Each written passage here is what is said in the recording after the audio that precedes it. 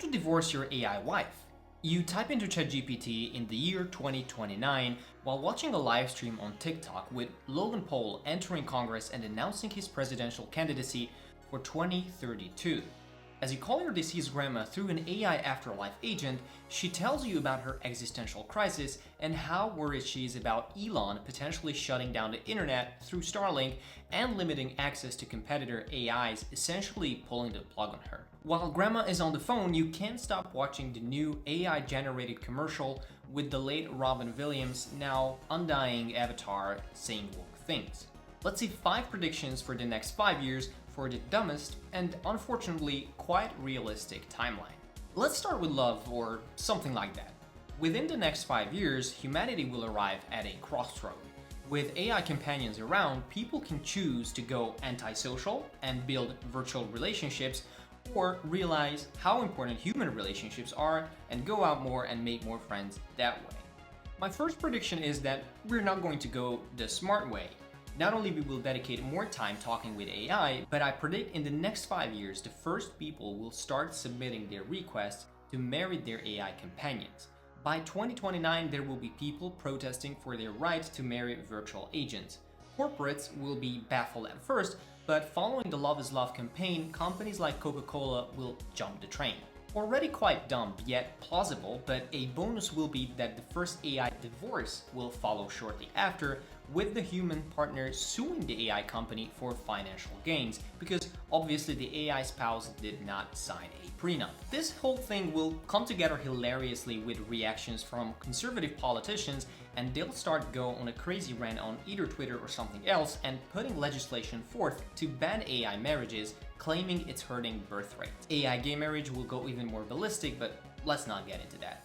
What is your crazy prediction with AI? Next up, Logan Paul will make his most controversial pivot just yet: politics. There is no way that after facing a series of lawsuits, Logan will not do what all good populists do: turn his attention to public office as a way to save his skin from prosecution. I argue his choice will be the Republican Party, where I think he's likely to start as a Gen Z advisor or something similar, mixing politics with entertainment to create ultra-populist, partisan content. With a sprinkle of that Andrew Tate juice, he will become ultra-religious, pose as a model family with more kids, and sort of mix viral content of like traditional families, Sigma male, videos where policy debates sort of turn into WWE-style showdowns. A big bonus for Logan would be to lean into a narrative of being cancelled and targeted by the left, with labeling lawsuits as political campaigns to attack the right and conservatives. Cherry on top would be to paint himself as a victim of the establishment for his platform to grow, and before you know it, he's announcing his presidential candidacy for 2032. There is a likelihood that his theatrics will crumble in the event of him being potentially accused of sexual abuse and a potential divorce from his wife. But if not Logan Paul, then who do you think is on track of replacing him in this story? Facing the option of using AI for good or something self-destructive and kind of weird, we will always choose to go with the latter, this time into a very weird direction: reviving our loved ones with digital afterlife apps. My prediction is that several companies will now offer AI-powered avatars of your deceased loved ones, complete with their voice, personality, and even their quirks, but it definitely won't come cheap.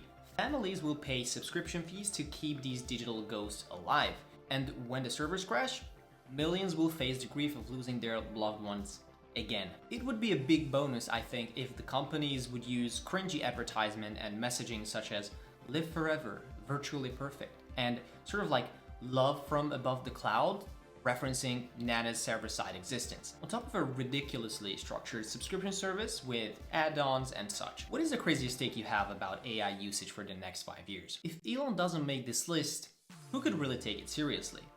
In the next 5 years, I predict Musk will pivot even more from being a tech mogul to being a global political force. Using Neuralink, Tesla, and Starlink, he'll position himself as the leader of humanity needs to survive. But then, the scandals will hit even harder. A whistleblower potentially would reveal that Musk secretly uses Starlink to track political rivals. His defense would likely be, it's for productivity. Plus one for this prediction would be, if things spiral out of control, if Musk would threaten to turn off the internet, holding humanity hostage in a high-tech tantrum. And last but not least, a mild one. Your beloved actors such as Robin Williams, Heath Ledger, and Carrie Fisher are going to make a weird comeback. While welcomed at first, late actors and media personalities will make appearances in film and movies and music, but it won't come without controversy. Despite the promising initial start, I predict that some of these companies will utilize the actors or famous personalities in a very weird woke commercial. People will go ballistic and boycott the company and its product. I suspect either to be somewhere like Coca-Cola or Disney. Bonus points if it's a smaller brand or like a creator brand such as Prime or Mr. Beast to put the final nail into the coffin. These were my 5 picks for the next 5 years, but what are your crazy, realistic predictions for the dumbest timeline for the next 5 years? Thanks for watching, like the video and subscribe to the channel. Coming with the new year, I'm back on track for bringing a more level-headed analysis about US politics, geopolitics, philosophy, and some more topics. But before going out with the year, I decided to go with something lighter this time. Hopefully you like it. As always, I was your host Matt, you were watching The White Club, and hope to see you next year.